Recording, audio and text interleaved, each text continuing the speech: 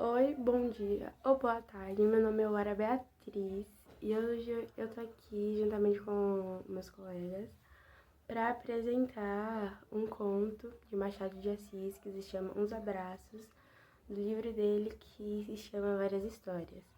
Hoje a gente vai fazer uma leitura e apresentar alguns comentários.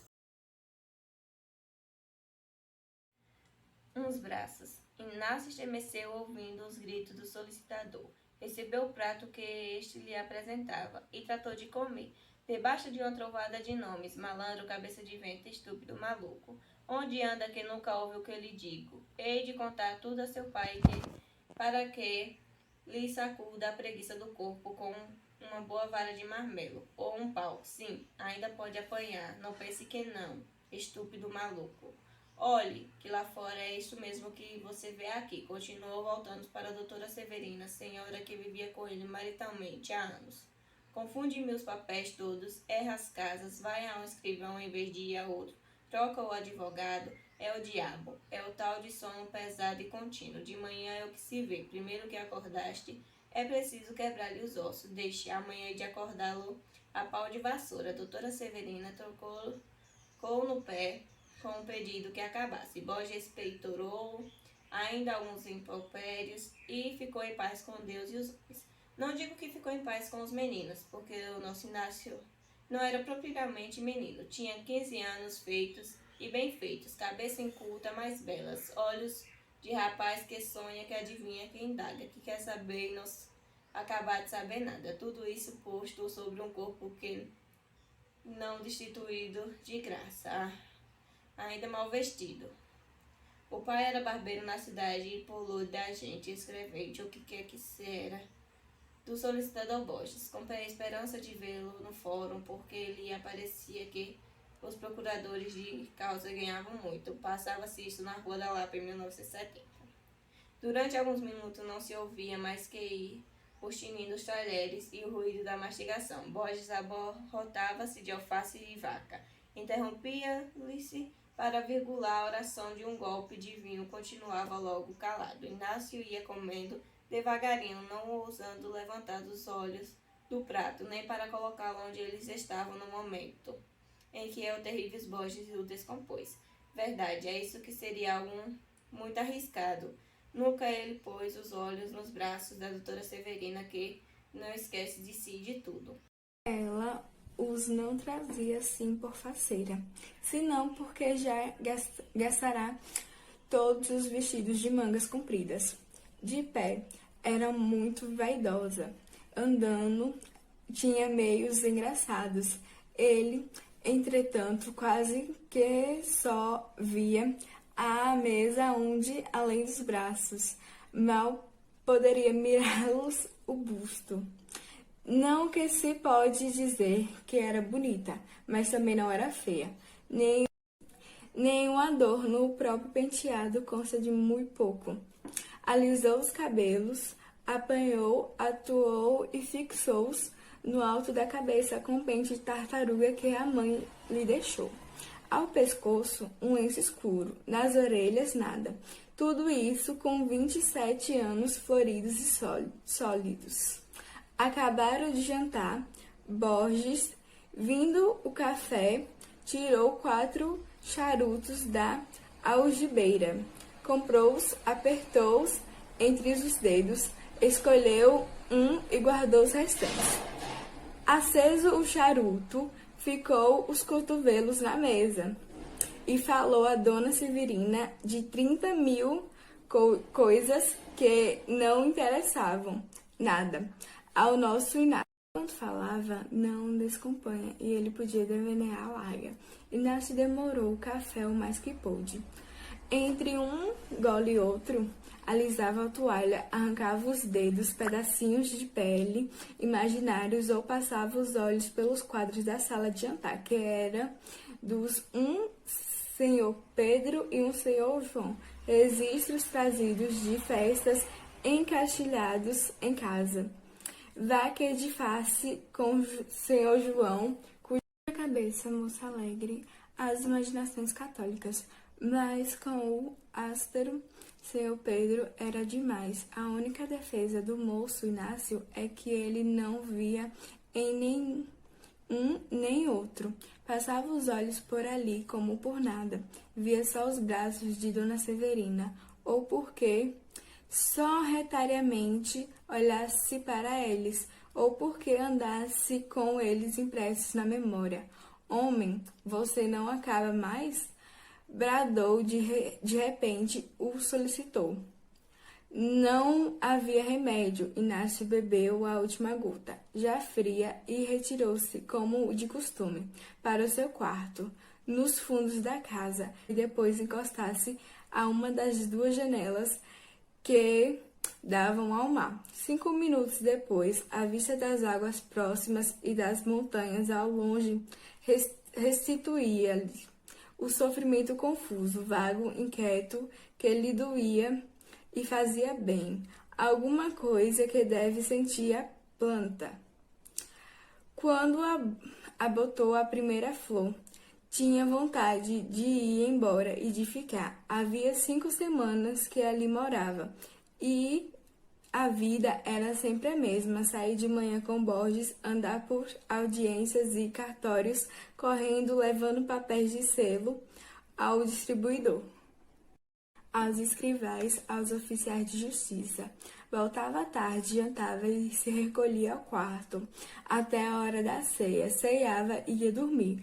Borges não lhe dava intimidade na família, que se compõe apenas de Dona Severina, nem Inácio havia mais de 3 vezes por dia durante as refeições.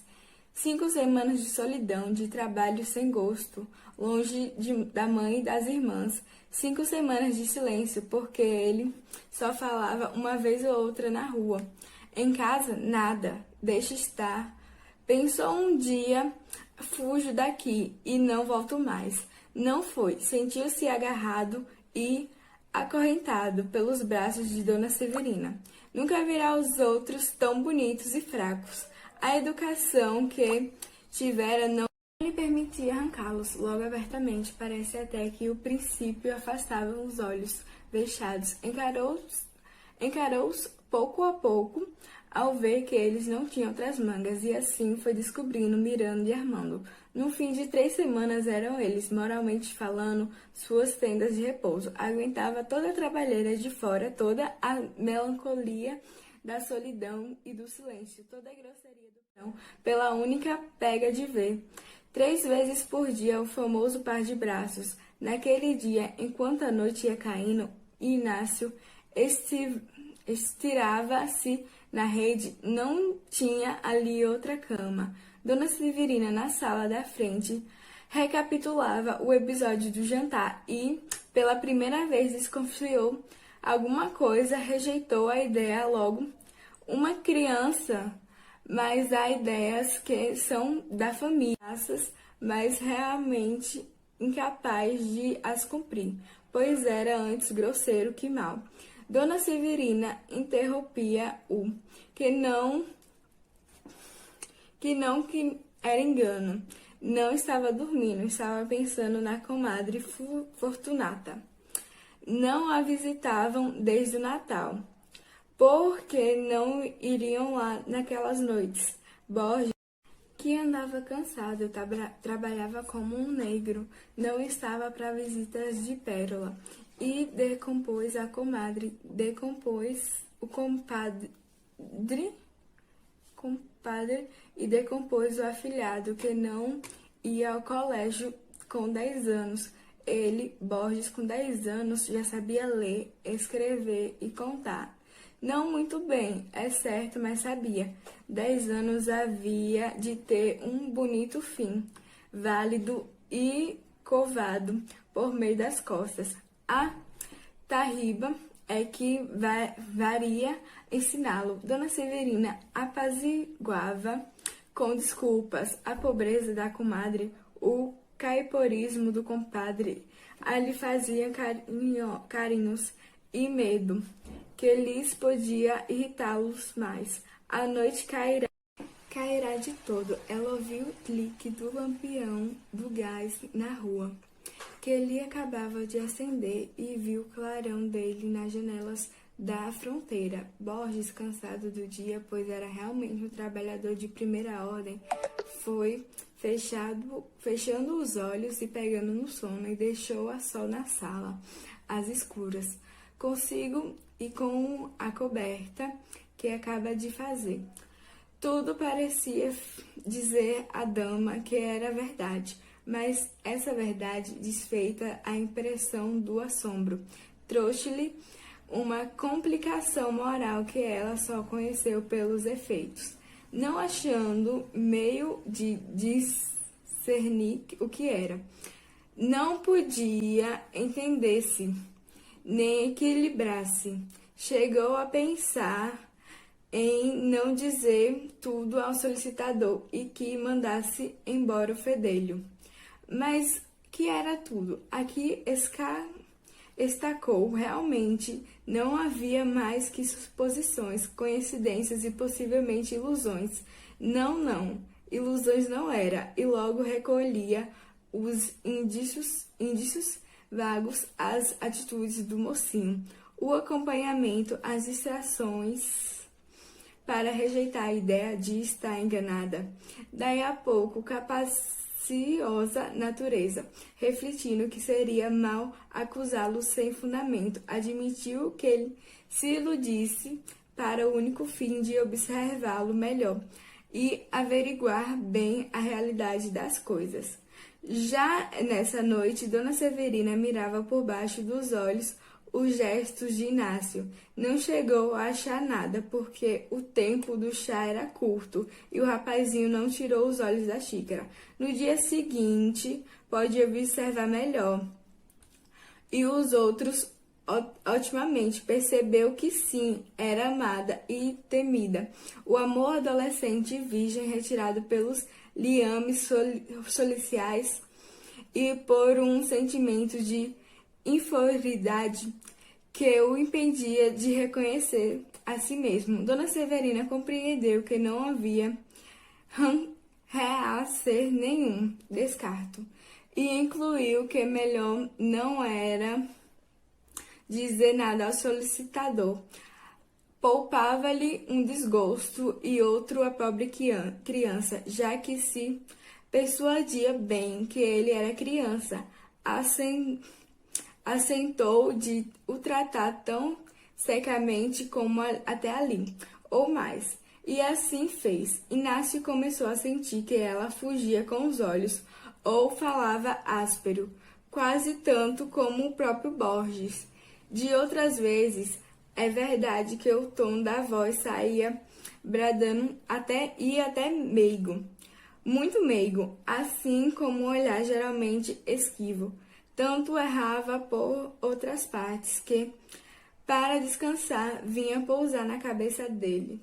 Mas tudo isso era curto. Vou-me embora, repetia ele na rua como nos primeiros dias. Chegava a casa e não se ia embora. Os braços da Dona Severina fechavam-lhe uns parentescos no meio do longo e fastidioso período da vida que levava. E essa oração intercalada trazia uma ideia original e profunda, inventada pelo céu, unicamente para ele. Deixava-se estar e andando afinal. Porém, teve de sair para nunca mais. Eis aqui como e porquê. Dona Severina tratava-o desde alguns dias com benignidade. A rudeza da voz parecia acabada, e havia mais do que brandura, havia desvelo e carinho. Um dia recomendou que não apanhasse ar, outro que não bebesse água fria depois do café quente. Conselhos, lembranças de amiga e mãe, que lhe lançaram na alma a maior irritação e confusão. Inácio chegou ao extremo de confiança de rir. Um dia à mesa, coisa que jamais fizeram, e o solicitador não tratou mal dessa vez, que era ele que estava contando um caso engraçado, e ninguém pune o outro pelo aplauso que recebe. Foi então que Dona Severina viu que a boca do mocinho graciosa estava calada. Não era, o menos quando ria. A agitação de Inácio ia crescendo, sem que ele pudesse acalmar-se, nem entendesse. Não estava bem em nenhuma parte. Acordava de noite pensando em Dona Severina. Na rua trocava de esquina, errava as portas, muito mais do que dantes. e não via a mulher. Ao longo, ao perto, que lhe não trouxesse a memória. Ao entrar no corredor da casa, estando voltando do trabalho, se sentia sempre alvoroço, às vezes grande. Quando dava com ela no topo da escada, olhava através das grades de pau da cancela, como tendo acudido a ver quem era. Um domingo, nunca ele esqueceu esse domingo. Estava só no quarto, a janela virada para o mar, que lhe falava a mesma linguagem obscura e nova de Dona Everina. Divertia-se em olhar para as gaviotas, que faziam grandes giros no ar, ou paraivavam em cima da água, ou assoava somente. O dia estava lindíssimo, não era só um domingo cristão, era um domingo imenso, universal. Inácio passava todos os dias ali no quarto ou na janela, relendo um dos 3 folhetos que trouxeram consigo, contos de outros tempos, comparado à torção, debaixo de passidos do Largo do Paço. Era 2 horas da tarde. Estava cansado, dormiram mal à noite. Depois dessa raver, anda mais na véspera. Estirou na rede e pegou um dos folhetos, A Princesa Magalona, e começou a ler.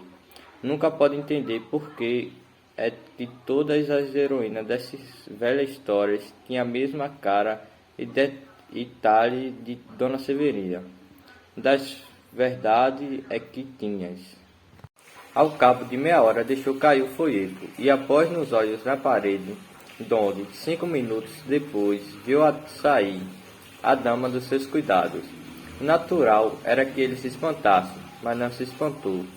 Embora o palpebres cerrados via despedir-se de tudo, de parar, sorrir e andar para a rede. Era ela mesma. Eram os seus mesmos braços. Porém que Dona Severina tanto não podia sair da parede, dada que houvesse ali porta ou rasgão, que estava justamente na sala da frente, ouvindo os passos do solicitador que descia as escadas. Ouviu-o descer, foi à janela vê-lo sair e só se recolheu quando ele se perdeu ao longe, no caminho na Rua das Mangueiras. Então entrou e foi sentar-se no canapé. Parecia fora do natural, inquieta, quase maluca. Levantando-se, foi pegar uma jarra que estava em cima do aparador e deixou-a no mesmo lugar. Depois caminhou até a porta, deteve-se e voltou, ao que parece sem plano. Sentou-se outra vez, 5 ou 10 minutos. De repente lembrou-se que Inácio comera pouco no almoço e tinha o ar abatido e advertiu: podia estar doente, podia ser que estivesse muito mal. Saiu da sala, atravessou rasgadamente o corredor e foi até o quarto do mocinho, cuja porta achou escancarada. Dona Severina parou, espiou, deu conta que ele na rede, dormindo, com os braços para fora e o folheto caído no chão. A cabeça inclinava-se um pouco do lado da porta, deixando ver os olhos fechados, os cabelos revoltos e uma grande ar de risco e de beatitude. Dona Severina sentiu bater-lhe o coração com venância e recuou. A senhora de noite com ele. Pode ser que ele estivesse sonhando com ela, desde a madrugada que a figura do mocinho andava ali diante dos olhos, com uma tentação diabólica. Recuou ainda, depois voltou, olhou 2, 3, 5 minutos ou mais. Parece que o sono dava à adolescência de Inácio uma expressão mais acentuada, quase feminina, quase pueril. Uma criança, disse ela a si mesma, naquela língua sem palavras que todos trazemos conosco, e uma ideia abateu-lhe o alvoroço do sangue e dispôs-lhe em partes a turvação dos sentidos, uma criança. E mirou lentamente, fartou-se de vê-lo com a cabeça inclinada, com os braços caídos, mas ao mesmo tempo que achava a criança, achava-o bonito, muito mais bonito que acordado, e uma dessas ideias corrigiu ou corrompia a outra. De repente estremeceu e recuou, assustada. Ouviu um ruído ao pé, na seleta do engomado. Foi ver, era um gato que deitara uma tigela ao chão. Voltando devagarinho a espiá-lo, viu que dormia profundamente. Tinha um sono duro a criança. O rumor que abalara tanto não fez sequer mudar de posição, e ela continuou vê-lo dormir e talvez sonhar. Que não possamos ver os sonhos um dos outros. Dona Severina ter-se-ia visto a si mesmo na imaginação do rapaz. Ter-se-ia visto diante da rede, risonha e parada. Depois inclinou-se, pegar-lhe nas mãos, levá-las ao peito, cruzando-lhe os braços, os famosos braços. Inácio, namorado deles, ainda assim ouvia as palavras dela, que eram lindas, cálidas, principalmente novas, ou pelo menos pertencia a algum idioma que ele não conhecia, posto e entendesse 2, 3 e 4 vezes a figura, enviava-se para tornar longo, vindo do mar ou de outra parte, entre gaivota ou atravessando o corredor com toda a graça robusta de que era capaz, e tornando inclinava-se, pegava-lhe outra vez das mãos e cruzava o peito, até que, inclinando-se ainda mais, muito mais, abrochou os lábios e deixou-lhe um beijo na boca. O sonho coincidiu com a realidade, e as mesmas bocas uniram-se na imaginação e fora dela. A diferença é que a visão não recuou, e a pessoa real tão depressa cumpriu o gesto, como fugiu até a porta, vexada e medrosa. Dali passou à sala da frente, atúrdida do que fizera, sem olhar fixamente para nada. Afiava o ouvido e ia até o fim do corredor, a ver se escutava algum rumor que lhe dissesse que ele acordara. Só depois de muito tempo é que o medo foi passando. Na verdade, a criança tinha um sono duro. Nada lhe abriu os olhos, nem os fracassos contíguos, nem os beijos de verdade.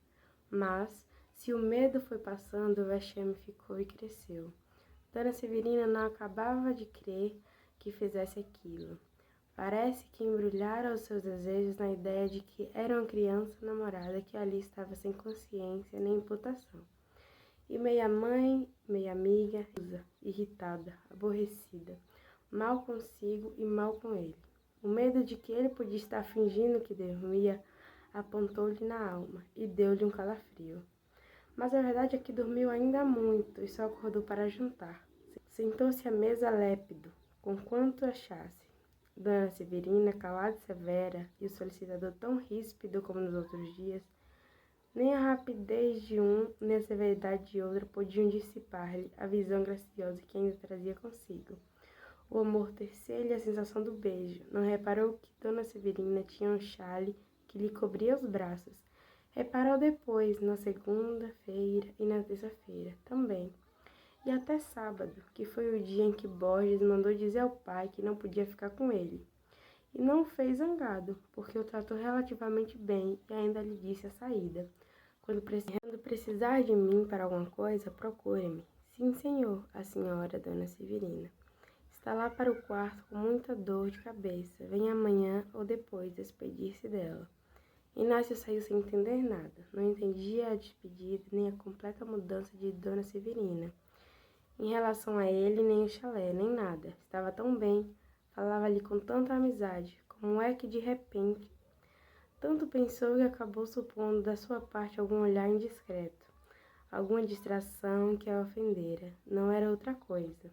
E daqui a cara fechada e o chale que cobria os braços tão bonitos. Não importava. Levava consigo o sabor do sonho, através dos anos, por meio de outros amores mais afetivos e longos. Nem a situação achou nunca igual a daquele domingo, na Rua da Lapa, quando ele tinha 15 anos. Ele mesmo exclama às vezes, sem saber que se engana. E foi um sonho, um simples sonho. A linguagem do conto é verbal e formal. É justamente o final da trama que marca a decadência romântica, já que os desejos de Inácio não são extravassados como é comum no romantismo. No conto existem três personagens: Inácio, Severina e Borges. Inácio é escrevente e empregado do Borges. Borges é casado com Dona Severina, e Dona Severina é a dona dos braços, que dão o título. O tipo de narrador do conto é narrador observador. Tempo. Foi escrita em 1895 e se passa na Rua da Lapa em 1870. Espaço. É a cidade do Rio de Janeiro, especificamente a Rua da Lapa. E o conto trata a história de Inácio, um garoto de 15 anos, que vai de ajudante para a casa de Borges e lá conhece a sua esposa, que se chama Dona Severina.